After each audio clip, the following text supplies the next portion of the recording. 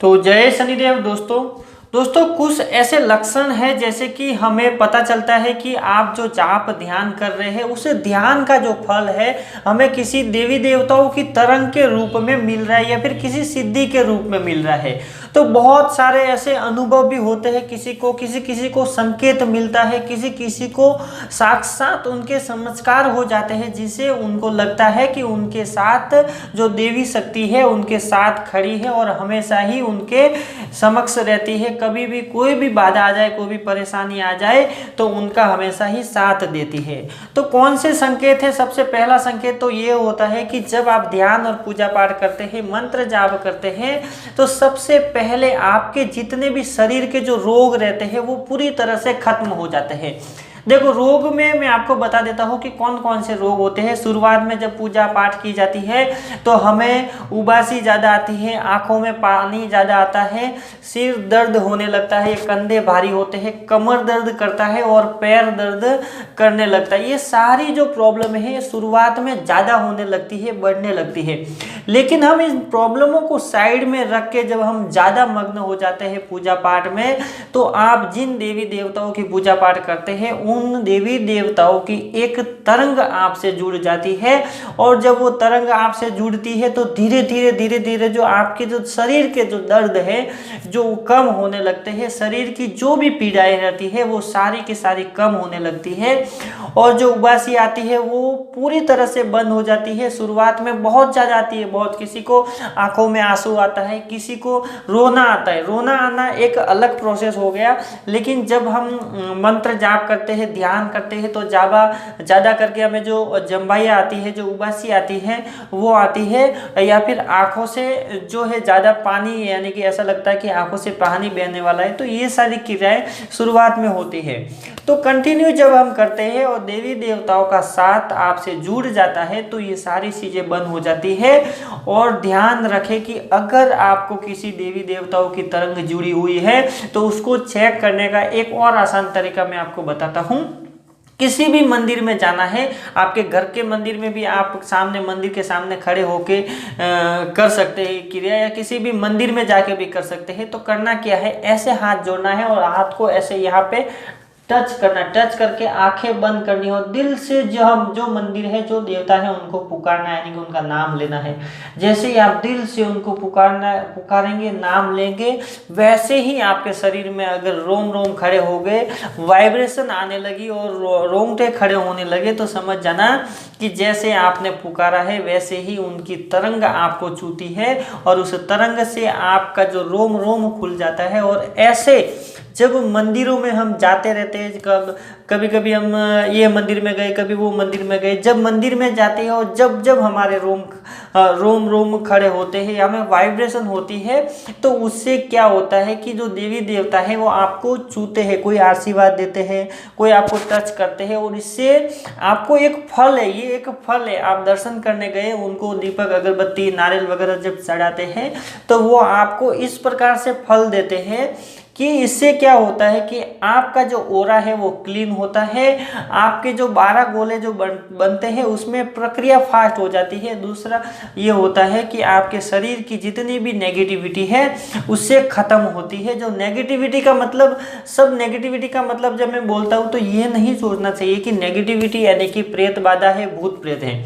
जो नेगेटिविटी है में मलिनता, जो मलिनता होती है वही नेगेटिविटी होती है और वो हर इंसान में पाई जाती है। इसके लिए कोई नेगेटिव सोच रखता है तो कोई पॉजिटिव सोच रखता है, जिसमें ज़्यादा मात्रा होती है उस प्रकार से वो उस वातावरण में घुल मिल जाता है। जैसे आपने देखा रहेगा कि संसार में पाप और पुण्य दोनों एक साथ चलते हैं। अगर पाप पूरी तरह से खत्म हो जाएगा तो पुण्य भी नहीं रहेगा। इसी प्रकार से ये बुराई और अच्छाई दोनों चलती है, पाप पुण्य दोनों चलते हैं, दिन और रात जैसे दोनों चलते हैं, तो इन दोनों का लेवल साथ में होता है। इसी प्रकार आपके शरीर के अंदर होता है कि आपके शरीर में 2 प्रकार की ऊर्जा होती है, एक पॉजिटिविटी और एक नेगेटिविटी।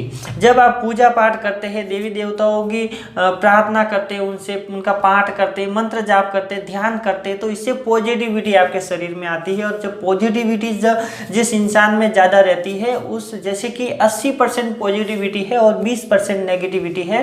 तो आप जो मन में सोचते हैं जो कार्य, वो कार्य ऑटोमेटिक होने लगता है, आपको पता भी नहीं चलता, आपको एहसास भी नहीं होता है। जो आप सोचते हैं, जो कल्पना करते हैं, जो आप विचार करते हैं, वो कुछ दिनों के बाद वो संभव हो जाता है, वो कार्य हो जाता है। तो मन में सोचा हुआ कार्य अगर पूर्ण हो जाता है, जो आपने धारणा ली है कि मुझे ये करना है, मैं जा रहा हूँ वहाँ पे मेरा काम बनना चाहिए, अगर वो धारणा पूरी होती है तो भी समझ लेना कि आपके साथ देवी कृपा है, आपके साथ देवताओं का साथ है, उनकी तरंग जुड़ी हुई है। अब मान लीजिए कि नेगेटिविटी 80% है और 20% ही सिर्फ आप में पॉजिटिविटी है, तो जो कार्य आप सोचेंगे वो सिर्फ उल्टा ही होगा, सीधा कभी नहीं होगा, क्योंकि जो नेगेटिविटी रहती है वो हमेशा उल्टे कार्य करवाती है और जो पॉजिटिविटी रहती है वो हमेशा ही अच्छे कार्य करवाती है। तो ज़्यादातर जो लोग सोचते हैं कि हमारे परिवार में बहुत सारी परेशानियां हैं, ज़्यादा करके आपने देखा रहेगा कि घर के अंदर क्लेश हमेशा ही बना रहता है, पैसों की तंगी हमेशा ही रहती है, जिनका पैसा टिकता नहीं है, जिनमें ये सारी प्रॉब्लमें आती है। तो अगर घर के 1-2 मेंबर भी अगर डेली पूजा पाठ करते हैं और महीने में 4 हवन छोटा सा जब अगर अपने घर पे करते हैं तो उससे इतना फर्क आ जाएगा, इतना फर्क आएगा, क्योंकि पॉजिटिविटी जब घर में आएगी तो नेगेटिविटी का असर खत्म होगा और नेगेटिविटी का जहाँ असर खत्म होगा वहाँ लक्ष्मी का भी वास होने लगता है। तो इसके लिए आप सिर्फ और सिर्फ ध्यान पैसा कमाने के लिए देते हैं कि पैसा कमाऊंगा, घर पे लाऊंगा, तो सुख सुविधा जब बढ़ेगी पैसों से तो अपने आप ही सुख और शांति और सारी चीज़ों की जो आवश्यकता है वो पूर्ति हो जाएगी। लेकिन जब आप पैसा कमाते तो है, उनके पीछे भागते तो है, लेकिन जब आप घर पे लाते हैं तो घर पे नेगेटिविटी के कारण लक्ष्मी नहीं टिकती है, तो वो फटाक से फुल हो जाती है, तो आपको पता भी नहीं चलता है। और जब बैठते हैं हिसाब लगाने के लिए, इतना खर्चा वहाँ हुआ, इतना खर्चा वहाँ हुआ, तो वो हिसाब भी आपको नहीं मिलेगा कि भाई मैंने इतना खर्चा किया ही नहीं, तो पैसा गया कहाँ से। तो आज से एक चीज़ आप ध्यान में रखें कि पैसा कमाने के साथ साथ ये भी ज़रूरी है कि पॉजिटिविटी भी कमाना ज़रूरी है। पैसा तो आप कमाते ही है, उसके लिए आप अपने परिवार की ज़रूरत के हिसाब से ज़रूर कमाएं, क्योंकि आप नहीं कमाएंगे तो आप अपने खर्चा कैसे निकालेंगे, अपने परिवार को कैसे पालेंगे। तो पैसा तो ज़रूर कमाएं, लेकिन साथ में देवी देवताओं की पूजा पाठ भी ज़रूर करें। अगर 10 से 15 मिनट अगर आप रोज़ ऐसे निकालते हैं तो आपके शरीर में पॉजिटिविटी का संचार हो जाएगा। फिर आपके हर रास्ते यानी कि धन के रास्ते खुल जाएंगे, बहुत सारा आप में परिवर्तन आ जाएगा। तो देवीय शक्ति होने के बहुत सारे ऐसे ये संकेत होते हैं। दूसरे जो संकेत होते हैं वो स्वप्न में दर्शन देते हैं, यानी कि स्वप्न में अगर आपको देवी देवताओं के दर्शन होते हैं, बार बार एक ही देवी देवताओं के दर्शन बार बार अगर होने लगे, आज हुए, कल भी वही हुए, परसों भी वही हुए, अगर बार बार ऐसे ही एक ही देवी देवता के दर्शन हो रहे हैं, तो समझ लो कि उन देवी की आपके ऊपर कृपा है और वो आपको कुछ बताना चाहते हैं, यानी कि कहना चाहते हैं। तो उन सपनों को याद रखना है और ध्यान में लाना है, और जब ध्यान में बैठते हैं तो उन्हें याद करना है, ताकि आपको उन सारी चीज़ों को याद करके आपको उसकी सिद्धि प्रदान हो सके और आप आगे से आगे अच्छे कार्य कर सकें। तो एक और दूसरा है, एक कान में आपको आवाज़ जो आती है वो भी एक संकेत होते हैं। कभी कभी जा रहे हैं और एकदम अचानक से कान ऐसा लगता है कान एकदम बंद हो गया। जब कान बंद हो जाते तो कैसे ऐसी आवाज़ आती है, वैसा सन्नाटा जब आपको अगर महसूस होने लगे तो समझ जाना कि आपके अंदर देवी की तरंग या फिर देवी देवताओं की जो सूक्ष्म तरंग है वो प्रवेश कर चुकी है।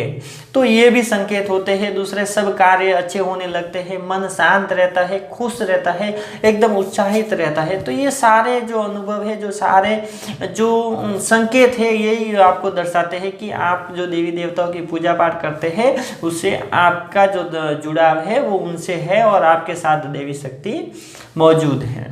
तो बस दोस्तों आज के लिए इतना। वीडियो अच्छी लगी तो लाइक कीजिएगा, शेयर कीजिएगा अपने दोस्तों के साथ। अगर आप मेरे चैनल पे नए तो चैनल को सब्सक्राइब जरूर कीजिएगा ताकि ऐसी ही वीडियो आपको मिलती रहे। तो जय शनिदेव दोस्तों।